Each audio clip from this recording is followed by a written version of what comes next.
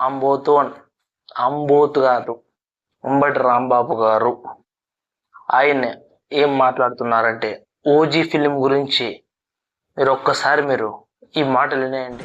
Release రోజున ₹1000 మీరు ticket పెట్టారే, ఇది అవినీతి కాదా? ఇది అధికార దుర్వినియోగం కాదా అనేది నా ప్రశ్న. ఇప్పుడు ₹1000 పెంచారు టికెట్ రేటు. అది ఎవరు చూస్తారు? ఫ్యాన్స్ మాత్రం చూస్తారు.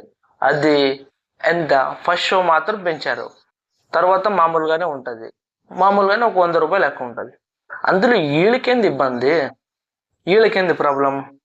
ఫ్యాన్స్ మామూలుగా ఫ్యాన్స్ చూస్తారు, నార్మల్ ఆడియన్స్ మామూలుగా ఆ తర్వాత మార్నింగ్ చూస్తారు, నెక్స్ట్ డే చూస్తారు, వాళ్ళకి టైం ఉన్నప్పుడు చూసుకుంటారు. మీరు ఎంత రాజకీయం చేస్తున్నారంటే పవన్ కళ్యాణ్ గారు సినిమా మాత్రం వస్తే మాత్రం మన అంబటి రాంబాబు గారు రివ్యూ రాంబాబు గారుగా మారుతారు. మళ్ళీ ఒకసారి మీరు ఇలాంటి వారిని ఏమంటారు అనేది కూడా కామెంట్ చేసి తెలపండి.